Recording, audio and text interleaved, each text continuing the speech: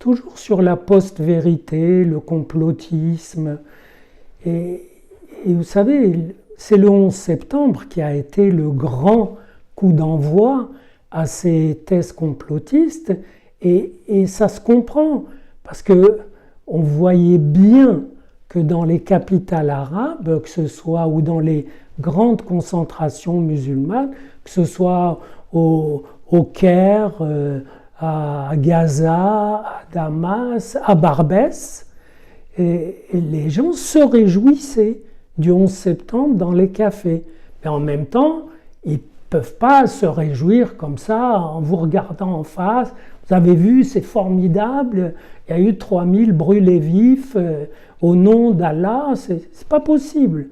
Donc il y a eu des thèses, des façons de formuler que c'était le Mossad, vous savez, l'agence de renseignement israélien, et la CIA qui ont organisé ça. Et on dit qu'il y a eu un livre qui a dit que même les Twin Towers n'étaient pas tombés. Et il a été vendu à 200 000 exemplaires. Mais moi, si j'avais eu le temps, je l'aurais acheté. Je n'ai pas eu, j'ai eu la flemme, rien que par curiosité pour voir comment il le démontre. Et je suis sûr que des gens l'ont acheté, pas du tout parce qu'ils croyaient que c'était le Mossad et la CIA, mais pour voir, pour comprendre quelque chose d'un petit peu surprenant. Mais cette idée que c'est pas nous qui l'avons fait, c'est les victimes elles-mêmes, leurs représentants qui ont organisé ça, c'est une façon de dire ça n'a rien à voir avec l'islam. Et c'est devenu une ritournelle pendant des années. Maintenant, ça ne prend plus parce qu'on l'a trop entendu.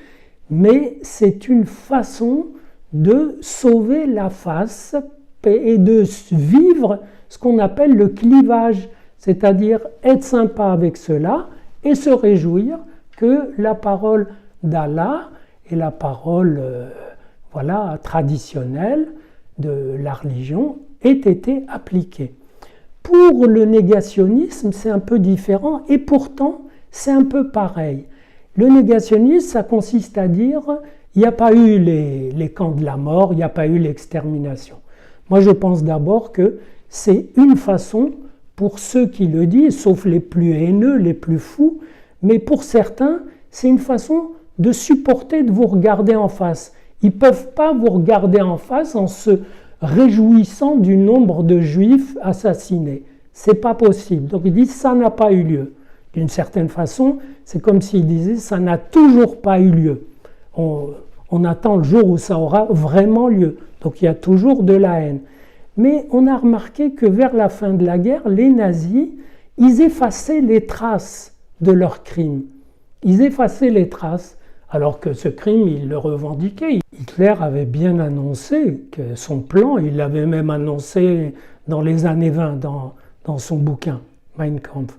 Donc la chose était connue, mais cet effacement des traces et dans la hâte de la fin et signifiait presque un instinct de préserver quelque chose qui permettrait de regarder les autres en face. C'est-à-dire, bien sûr, la haine, elle était bien conservée, mais ça voulait dire, bon, il y a de la vie, il va y avoir du vivre ensemble, et bon, on va pas rester à cette période. Autrement dit, c'était une impulsion humaine. Alors quand, bien sûr, des historiens en ont fait des thèses pour démontrer que ceci, que cela, contrairement à toutes les évidences, là, ça signifie vraiment un enquistement de la haine, une fixation de la haine qui veut se conserver à l'identique.